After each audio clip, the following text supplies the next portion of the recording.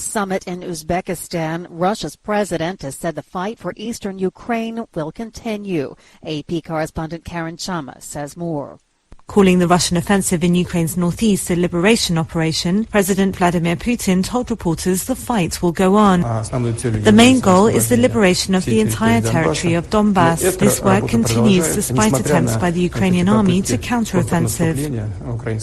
The Ukrainian army has pushed back against the Russian invasion in the east and managed to capture many areas around the Kharkiv region from Russian forces. However, Putin insisted he was not concerned, saying only, "Well, let's see how it develops and how it ends." He said there was no urgency and explained that only part of the Russian army was being used in Ukraine. Naturally, this is due to certain parameters and personnel and so on. Therefore, we're not in a rush here. I'm Karen Chamas. Thousands of people have spent London's coldest night in months huddled in a line to view the coffin of Queen Elizabeth II. Authorities warn that arriving mourners face a 16-hour wait.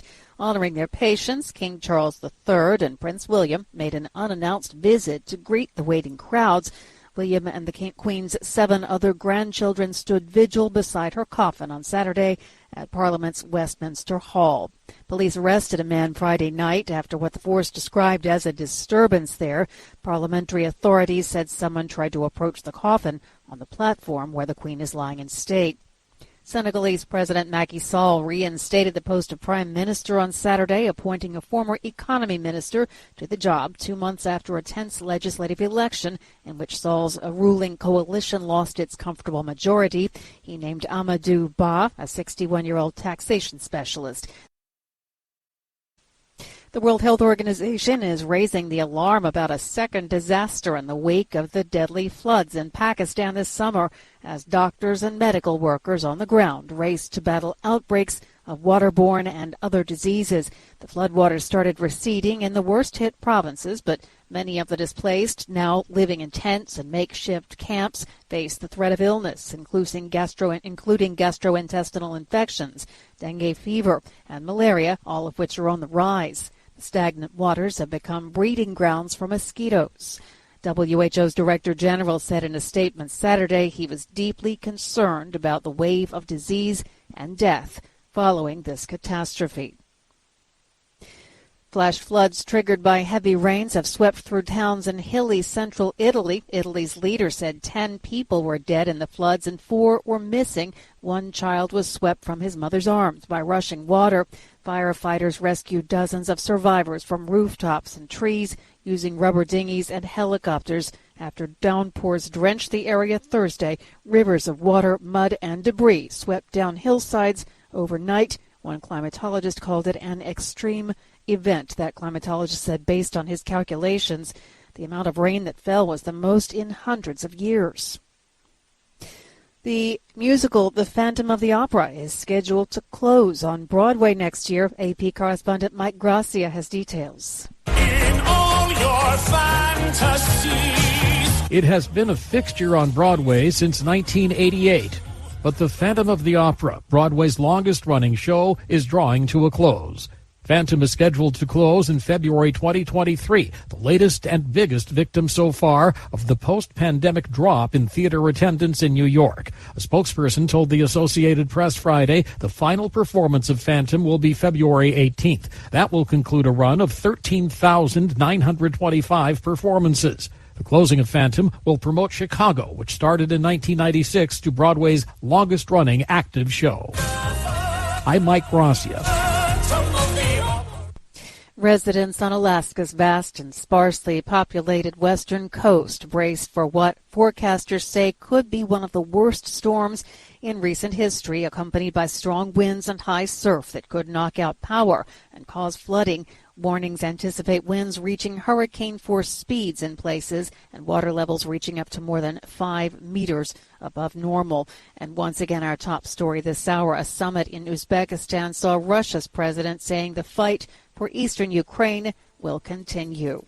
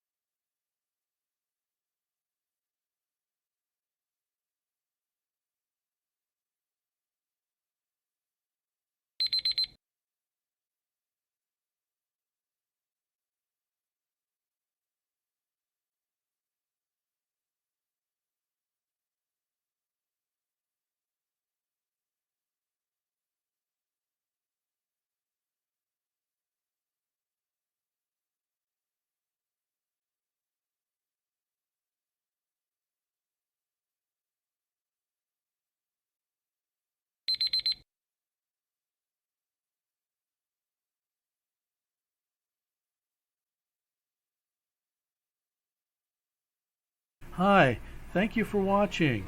I hope the videos are useful for you. Please subscribe to my channel using the button below.